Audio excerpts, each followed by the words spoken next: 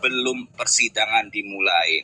Nah, berarti di sini kalau kita benar-benar tanggap, itu berarti sudah cacat hukum dan cacat demi hukum, gitu loh. Nah, seharusnya bagaimana kalau memang itu dirubah, harusnya pasal 368-nya diputus dulu dong, gitu loh. Diputus dulu. Sampai sejauh mana nih 368-nya?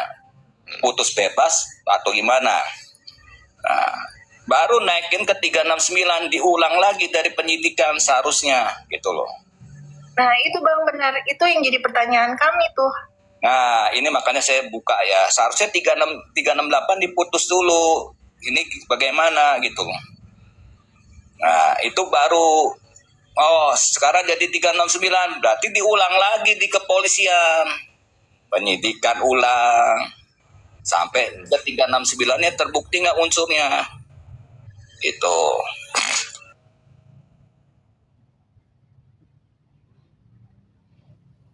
...368 dan 369 memang betul seperti kakak adik, betul. Namun di sini ada perbedaan, ya. Perbedaan 368 dan 369. Nah, terus juga BAP-nya itu diubah 4 kali. 4 kali diubah gitu. Itu udah cacat demi hukum. Cacat hukum. Anehnya juga. Mungkin di kedokteran juga ada ya salah ada ya kalau nggak salah ya Mbak Vera ya, setahu saya ada ya salah diagnosa, harusnya diulang lagi ya, bener nggak? Sampai kalau iya. Betul nggak? Jadi betul. Jadi kalau dulu kita lagi pendidikan, itu kan ada responsi. Biasanya saat responsi itu kami para koasisten diberikan kesempatan untuk mendiagnosa suatu penyakit. Nah, nanti kan diagnosanya bisa benar bisa salah gitu. Nah, seandainya sama konsulen itu pembimbing kami di rumah sakit, konsulen sudah yang sebagai pembimbing akhirnya menyatakan bahwa diagnosa yang ditegakkan kita itu ternyata salah, ya udah berarti kita harus kembali dari awal.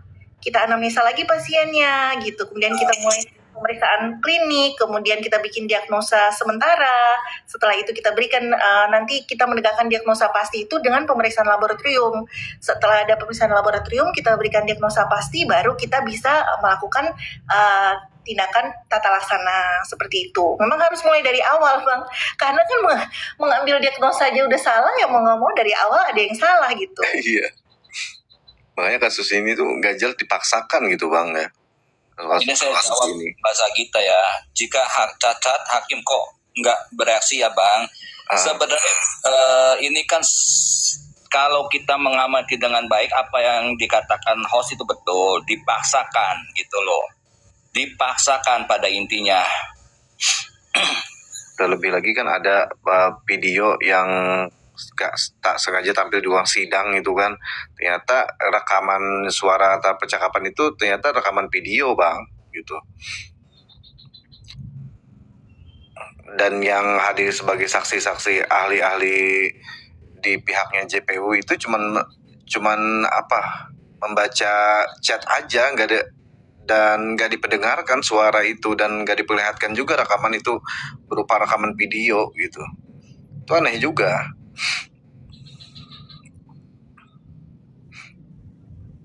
Ya kan katanya kita dimanjakan dengan menghadirkan saksi meringankan dan ahli kan.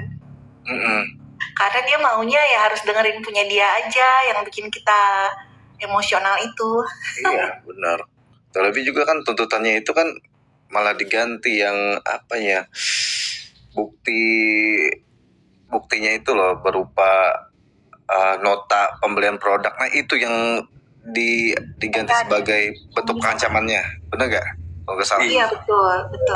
Padahal bukan itu. Bukan. Banyak kejanggalannya. Saya ngelihat kasusnya Nick Miri ini ketawa, jujur aja. Kasus sampah yang dipaksakan untuk jadi tersangka, itu aja sih. Benar. Bang, itu dari fakta tersebut yang kami lihat itu membuat akhirnya pada terpanggil semuanya, bukan cuma fans Nikita gitu. Aku juga bukan fans kan kita sebenarnya, tapi karena melihat betapa dipertontonkan sesuatu yang sangat janggal gitu loh dan dipaksakan, sehingga ya banyak yang mengambil komitmen untuk turun ikut mengawal kasus ini dengan yang kami bisa gitu. Ya sebagai seorang netizen pemerhati aja sih Bang. Mbak ini suaranya Mbak Vera lembut sekali ya, menggoda GoFood.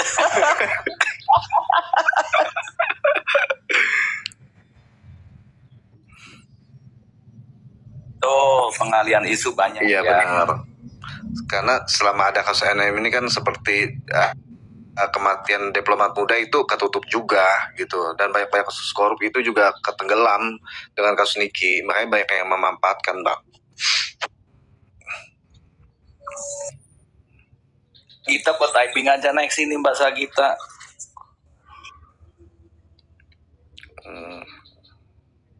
Iya Ya loh. emang nggak salah NM Typing, ayo naik aja. Nggak bosen denger aku terus sama Bang Jertum sama Bang Iwan yang ngomong. Ayo. Aku sering loh konsultasi gratis ke orang-orang, DM, WA. Saya sering kok tanggapin kok. Pernah sekomal sama Bang Yamin Bang? Itu temen dekat aku. Suka juga. Satu ini sama Bang Jas juga. JS juga. Kan ada di grup WA yang saya bikin, Bang Yamin. Yamin kan pernah diomongin bukan pengacara. Saya bilang udah Bang, nggak usah anggap lah, anggap aja angin lalu. Saya tahu. Iya biarkan aja gitu, benar. Apa perlu kita memproklamirkan, wah gue pengacara? Nggak perlu. Benar. Aku juga Bang Yamin tuh nggak pernah dia ngomong saya pengacara, nggak pernah. Iya benar. Nggak pernah sih dia, dari cara bicara aja kini kami netizen yang menyimpulkan bahwa beliau adalah seorang dengan latar belakang sekolah hukum gitu loh Bang. Karena waktu viralnya Bang Yamin ini kan waktu melawan Nedol itu kan gitu, dia salah masuk room gitu ya, akhirnya dikatakanlah Nedol ini air tanpa kepala. Nah di situ kita tahu Bang Yamin. Aku spill ya chat dengan Bang Yamin ya. Aku tuh dituntut kena UU ITE Bang. Edukasi yang join mengorang. Kalau huru hara joinnya banyak banget katanya. Emang namanya netizen suka huru hara lah. Makanya cara berantem Niki itu dia cuma sekali konfirmasi itu. Antara lawannya ini yang menggoreng-goreng gitu. Makanya naik terus namanya si Niki.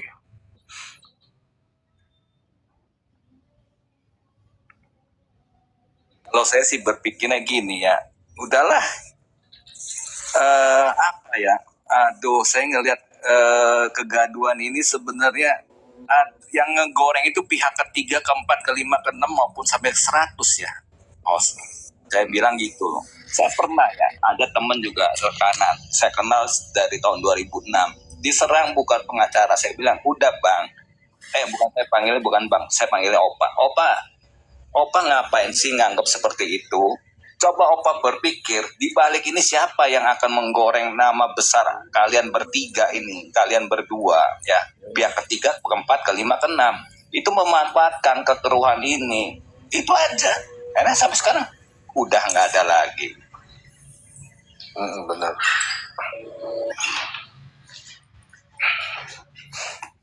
Ya, sampai si Opa ngeluh saya. Saya bilang, Opa, saya kenal Opa tuh 2006. Kita pernah perang bareng. Saya bilang perang, saya sama Opa. Jadi saya tahu Opa, udah segituin aja. Ketawa. Opa siapa sih Opa? Bang Heru Lanang. Oh iya, siap. Saya kan tahu 2006 sempat perang bareng, jadi ya udah, orang nganggap Opa bukan pengacara, saya sih ketawa.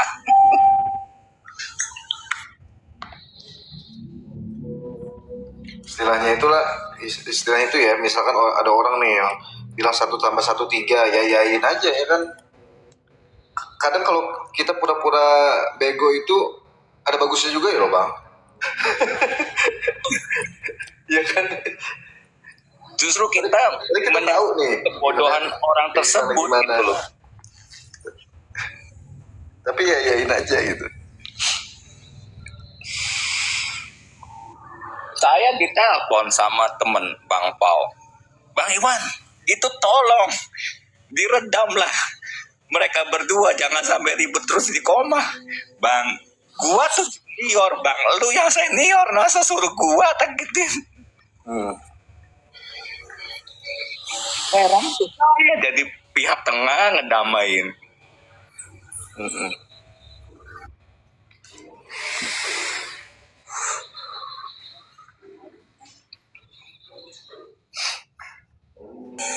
12 malam Bang Host, jam 12 malam mau telepon, Bang Iwan, itu kegaduan Opa Heru sama itu tolonglah diredam. Udah Bang Pau, saya udah nelpon berkali-kali ngomong, mungkin masih panas lah, saya bilang ini masih panas sama panas, ya udah diemin aja dulu, ntar saya masuk lagi, tak gituin.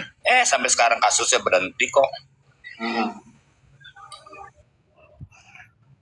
Karena ya kalau orang yang sering bermasalah di koma-koma aku apa ya, suka banget gitu. Maksud aku tuh kalau bermasalah tuh ya pribadi aja, per WA atau mana gitu kan, sibuk mempertonton kan gitu.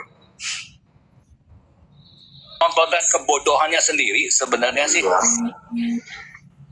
yang seharusnya tidak usah dipertontonkan, malah dia mempertontonkan sendiri ya. Itu kebodohan. Dan ada juga nih masalah dia sendiri yang bikin ribut, dia sendiri nih yang cari masalah, dia sendiri yang buka rahasianya, dia sendiri yang ribut, dia sendiri merasa terjolimi sama yang lain gitu. Betul, setuju. Yang terjadi bukan gitu, kocak gitu. Itu kan yang terjadi. Jadi ada orang berstatement, pada saat saya diserang kalian di mana lah?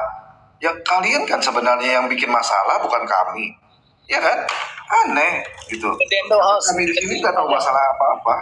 Host, aku dikecilin dong host, aku nggak mau. Oke.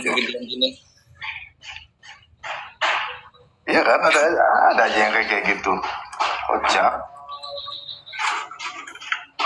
Iya gitu, maksudnya apa nih? Kalau yang kata Bang Jartum itu termasuk manipulatif nggak Kak Vera?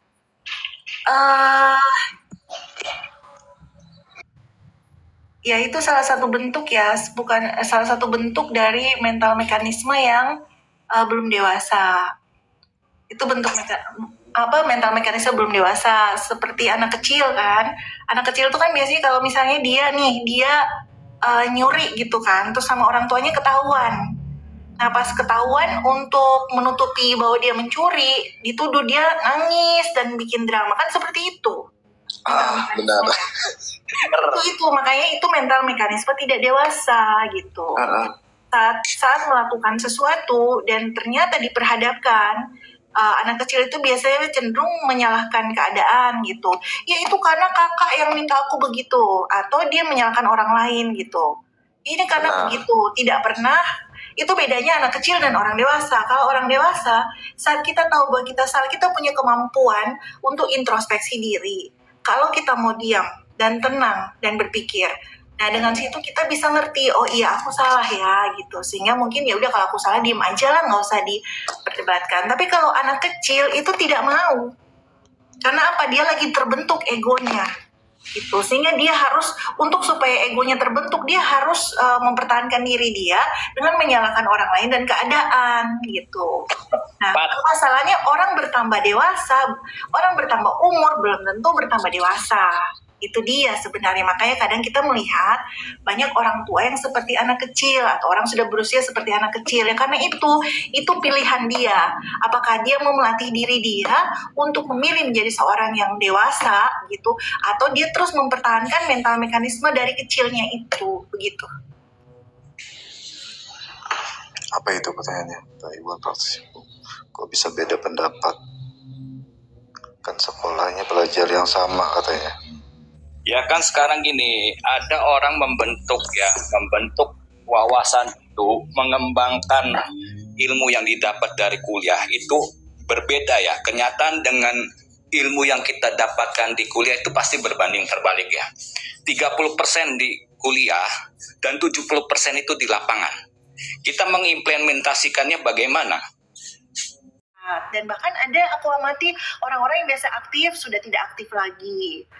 Itu sebenarnya kita jangan takut selama kita benar guys, tapi kalau kita salah kita harus berbesar hati untuk meminta maaf, karena meminta maaf bukan berarti kita kalah, tetapi kita bisa mengalahkan ego kita dan kita menjadi manusia yang lebih baik kalau kita salah. Tapi kalau kita benar, jangan mau digoncangkan oleh apapun, itu saja. Bahasa kita, saya nggak pernah klarifikasi ke komal-komal ketika saya dijelekkan. Biar bukti saja biar fakta di lapangan yang membuktikan. Itu aja sih, Mbak Vera. Setuju, Bang. Karena kebenaran itu akan terukuak sendiri kok. Pernah ya saya sebut ya, ada salah satu rekanan yang mencari nama saya, penasaran. Sampai saya dibanding-bandingkan dengan orang doang gitu, ngomongnya lucu-lucuan, cabe-cabean, menggatal dan sebagainya. Tapi jangan salah, orang kadang salah menilai. Karena kan yang kita tampilkan di medsos itu bukan diri kita. Di real life kan kita to be honest kita nggak butuh panggung gitu loh, Bang. Tuh, makanya di sini kita fun-fun aja. Tapi kalau terus-menerus digituin ya aku juga harus bergerak gitu, Bang. Iya.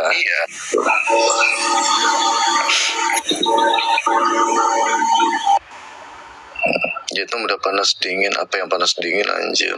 Yang gue dispenser.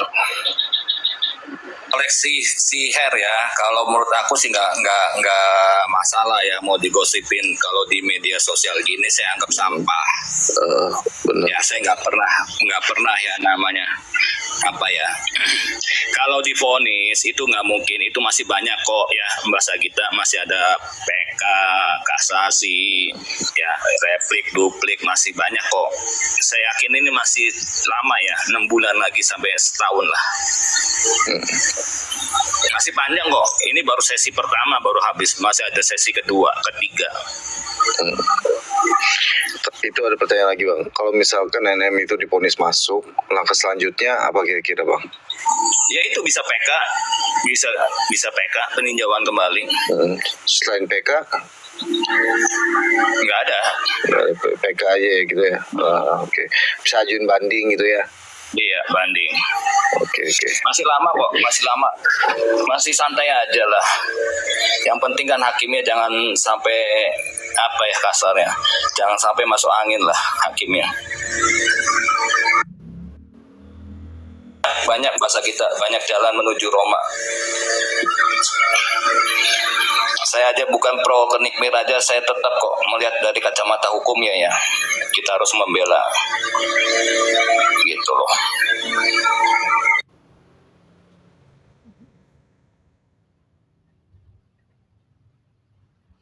Ya itu yang aku juga beberapa kali memesankan gitu. Kita berharap yang terbaik, tapi kita juga bersiap untuk yang terburuk gitu. Karena perjalanan masih panjang. Ya kalau sesuai dengan harapan kita bahwa akhirnya hati nurani majelis hakim itu dijadikan kompas untuk mereka mengambil keputusan terhadap Kanikita Mirsani, ya kita berharapnya itu terjadi keputusan diambil yang tidak bersalah. Semua adalah harapan dan doa kita. Tetapi namanya kan kita nggak bisa yakin 100%. Seandainya terjadi terbalik, kita pun jangan kecewa gitu. Karena apa? Karena perjalanan perjuangannya masih panjang. Yang kayak dibilang sama Bang Iwan, bahwa ini masih ada PK, masih ada tingkatan-tingkatan yang harus kita lalui. Yang kita doakan, kita tetap solid, kita tetap kompak, usahakan udah beberapa saat ini banyak sekali kita bisa mengidentifikasi cara-cara orang untuk mau memecah belah, membuat keributan gitu kan. Untuk kedepannya kita semakin solid untuk mengawal. Itu sih yang dari aku sebagai netizen aja, bukan seorang yang paham hukum maupun bukan seorang praktisi hukum. Saya jawab ya dengan pertanyaan ini ya, statementnya Mbak Indah ya. Boleh percaya dan membenarkan JPU tidak masalah. Hakim kan tidak tentu ya Mbak Indah. Itu ya, maaf ya. Saya juga nggak pernah gentar ya JPU mau nuntut 20 tahun atau seumur hidup. Itu masih proses panjang. Paham? Ya.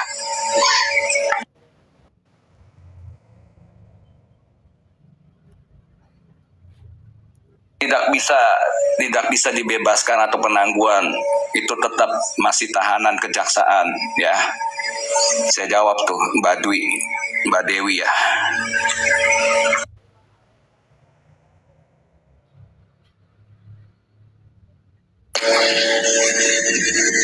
Bebas bersyarat tidak bisa Mbak Sagita, tidak bisa.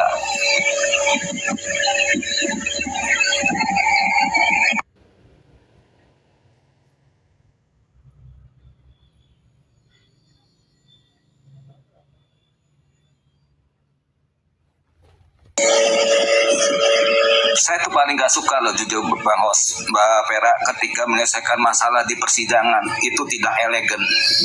Sebenarnya yang enak itu di restoratif justice secara kekeluargaan. Restoratif justice itu bukan berarti si tersangka itu bebas ya, tidak terbukti. Berarti sudah terbukti, diajukanlah perdamaian, tidak sampai ke ranah pengadilan. Itu namanya restoratif justice yang benar.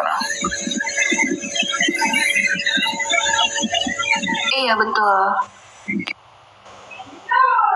Ya sebisa mungkin ya tidak usah berperkara ya kan. Abang aja yang dari seorang praktisi hukum lebih menghargai kalau terjadi RJ gitu. Tidak perlu sampai di pengadilan gitu ya Bang ya. Indah Mbak Vera, kita lebih elegan kok. Gak usah dikit-dikit pengadilan, capek.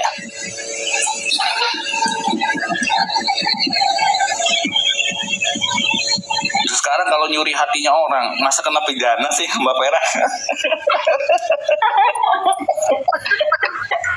Iya benar. Mau dilaporkan coba.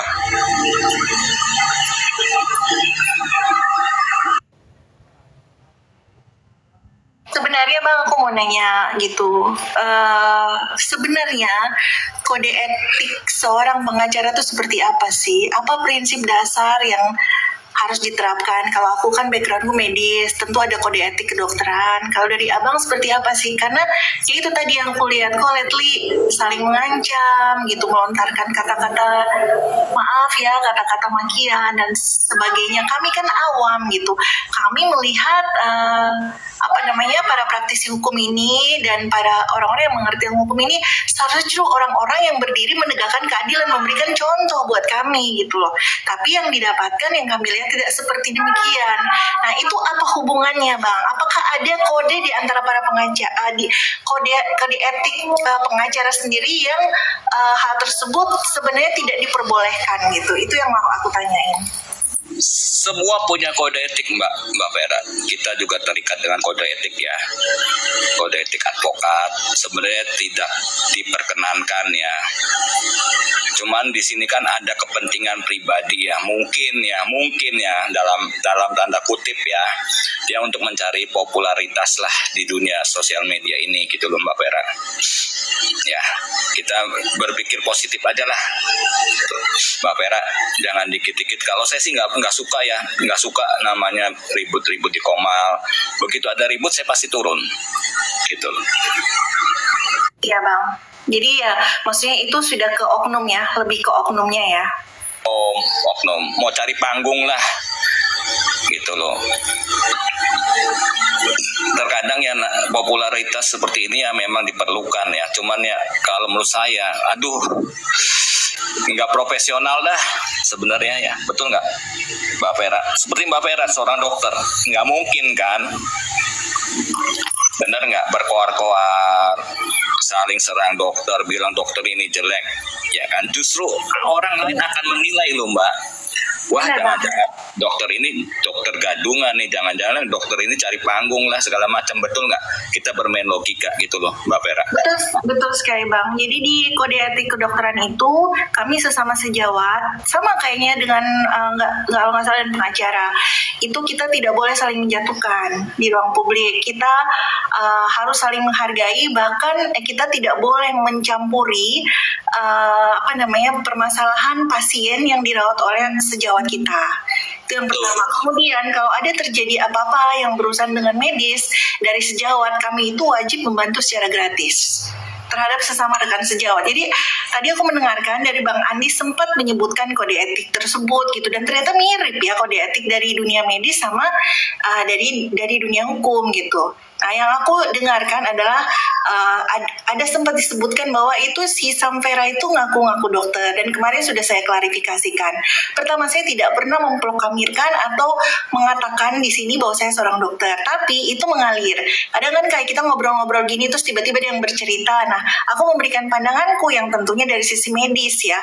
Mungkin dari bahasaku teman-teman menanggapi, menanyakan bahwa oh ini Kak Samvera dokter ya. Nah, dari situ baru aku iya gitu menjawab. Tapi bukan aku maju, halo aku seorang enggak. Karena aku profesiku tuh tidak bermakna di dalam kasus ini gitu loh Bang. Oleh karena itu nggak aku angkat juga, karena kan aku mengawal kasus hukum, tidak ada hubungan sebab akibat dengan profesi aku, sehingga itu tidak aku angkat di sini gitu. Tapi udah beberapa kali ada beberapa orang rekamannya aku sudah punya semuanya, makanya aku bilang aku tidak perlu buktikan di sini karena bukan aku menjadi subjek dari permasalahan ini, tetapi bisa kita buktikan nanti kalau memang seandainya ada pelaporan, kita buktikan bersama di di ranah hukum gitu. Dan jangan merasa bahwa kalian saja yang sanggup untuk melaporkan. Kalau ternyata terbukti bahwa itu tidak bersalah, tidak ada bukti valid dan fakta, itu kan bisa dilaporkan balik Bang, benar nggak? Bisa kita lapor balik ya, gitu dong. Betul Mbak Vera, setuju. Udahlah kita cari yang damai-damai aja, kita gabung ke komal-komal yang edukasi, nggak usah cari keributan, lebih indah kok. Ya bener nggak host? Bener nggak Mbak Vera? Iya benar, kayak gitu lebih enak gitu. Kami butuh gitu para praktisi hukum yang memberikan ketenangan, edukasi, kemudian menenangkan kami gitu loh Bang.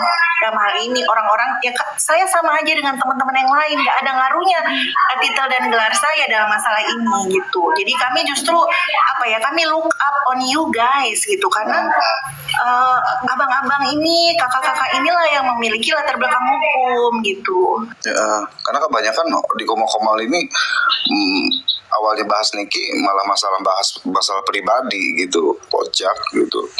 Jadi kemana-mana. Saya sih ketawa aja. Ketawa, izin ketawa. Iya, gak apa-apa, ketawa aja Bang. Emang bener itu kan.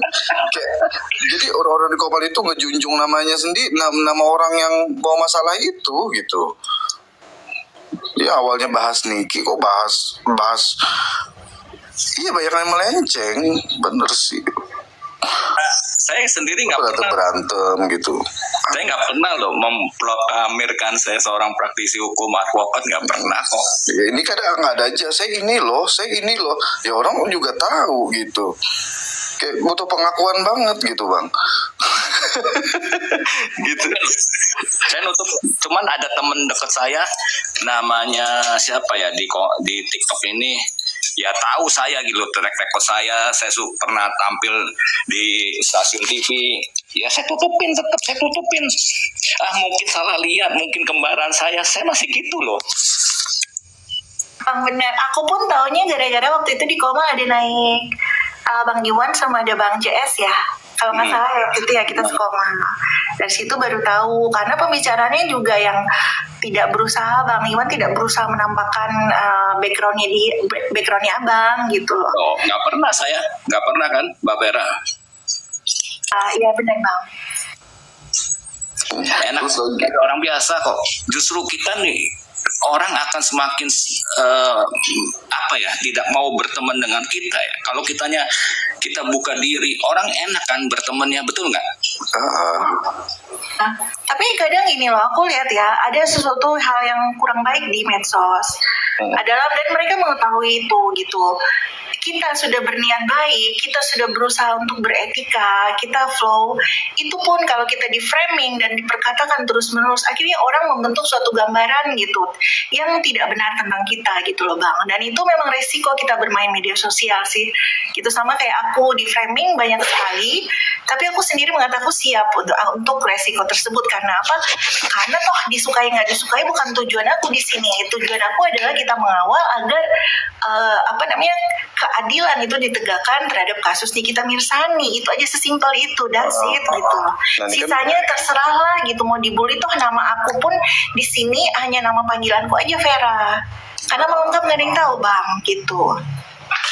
Kan terus kan kita lagi bahas-bahas gini nih, ada nih satu lagi kan masuk nih, tiba-tiba kan nangis-nangis gitu. Ya awalnya kita bahas kasus ini, kita bahas pribadinya, kesian lah, tertuju lah perhatian kita pada orang ini yang lagi nangis masalah sesama praktisi ya, ada juga kayak gitu.